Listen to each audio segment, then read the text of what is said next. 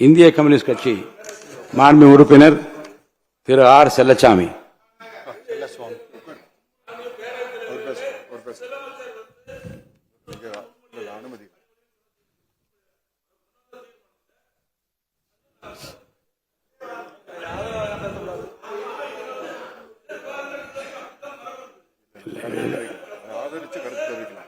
ஏன் ஆதரிக்கிறோம் ஏன் எதிர்க்கிறோம் என்று சொல்கிற உரிமை மாண்புமன்ற உறுப்பினருக்கு உண்டு.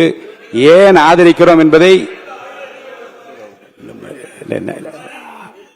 இல்ல, அவை நடைமுறையில் சட்டத்தில் உள்ளது. முன்னாலே இருந்தவர்கள் செய்யாமல் விட்டது அவள் தவறாக இருக்கலாம். இப்போது இருக்கின்றவர்கள் இந்த தீர்மானத்தை ஒட்டி பேசுவதற்கும் மறுத்து பேசுவதற்கும் உரிமை இருக்கிறது. அந்த வகையில் உறுப்பினர் தன் கட்சியின் சார்பில் தன் கருத்தை தெரிவித்திருக்கிறார். அப்படி கருத்தை தெரிவிக்கவில்லை தெரிவிப்பார்கள்.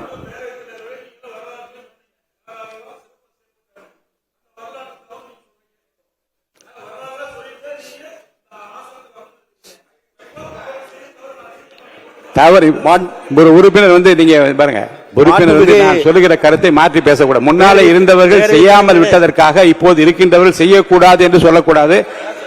பேசுகிற உரிமை மாவட்ட உறுப்பினருக்கு. தீர்மானத்தை முதல்வர் முன்மொழி. கொஞ்சம் உட்காருங்க, தயவுசெய்து உட்கார். பேசுறதுக்கு அப்புறம் நீங்க பேசுங்க. உட்காருங்க. மாண்புமிகு முதல்வர் அவர்களே, எதிர்கட்சி தலைவர் அவர்களே, பாசத்திற்குரிய சட்டமன்ற உறுப்பினர்களே, தமிழகத்தில் நடந்து முடிந்த சட்டசபை தேர்தலில் எந்த ஒரு கட்சிக்கும் தனிப்பெரும்பான்மையுடன் ஆட்சி அமைக்கும் வகையில் தமிழக மக்கள் தீர்ப்பு வழங்கவில்லை. இந்த நிலையில் தமிழக வெற்றி கழகத்திற்கு 108 சட்டமன்ற உறுப்பினர்களை வழங்கி தவேகாவை தனிப்பெரும் கட்சியாக தமிழக மக்கள் தேர்வு செய்துள்ளனர்.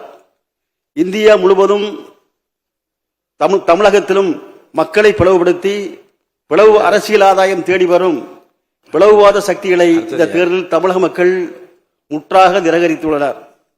தனிப்பெரும் கட்சியாக உருவெடுத்த தவேகாவை பதவியேற்க அழைக்க வேண்டிய கடமைகளை நிறைவேற்றாமல் தமிழக ஆளுநர் மறைமுகமாக குடியரசுத் தலைவர் ஆட்சியை தெளிப்பதற்காக சதி திட்டத்தை நிறைவேற்றும் வகையில் அவரது செயல்பாடுகள் அமைந்திருந்தன. தமிழக மக்களின் தீர்ப்புக்கு மாறாக குடியரசுத் தலைவர் ஆட்சி அமைக்கப்படும் ஆபத்திலிருந்தும் தமிழ்நாட்டை காப்பாற்றும் நோக்கத்தோடும் தவேக தலைவர் மக்களின் மாநிலத்தின் வளர்ச்சி என்ற குறிக்கோளோடு நிலையான ஆட்சி அமைக்க தனக்கு ஆதரவளிக்க வேண்டும் என கேட்டுக்கொண்டதன் அடிப்படையில் மார்க்சிஸ்ட் கம்யூனிஸ்ட் கட்சி இந்த அரசிற்கு வெளியிலிருந்து ஆதரவளிப்பதென முடிவு செய்தது. மார்க்சிஸ்ட் கம்யூனிஸ்ட் கட்சியை பொறுத்தவரையில் இந்த அரசு மக்கள் நலனுக்காக திட்டங்களை அறிவிக்கும் போது அதனை வரவேற்கும். அதே சமயம் மக்களுக்கு பாதகம் அளிக்கும் என்றால் அதனை எதிர்த்து குரல் கொடுப்பதற்கும் தயங்காது. அதேபோன்று தமிழகத்திற்கு ஒன்றிய அரசிடமிருந்து கிடைக்க வேண்டிய வரி வாயில் உரிய பங்கு கிடைப்பதிலும் பேரிடர் நிவாரணம் மற்றும் கல்விக்கான நிதி உள்ளிட்டவைகளை பாரபட்சமின்றி கேட்டு பெறுவதிலும் மார்க்சிஸ்ட் கம்யூனிஸ்ட் கட்சி இந்த அரசுக்கு உறுதுணையாக இருக்கும்.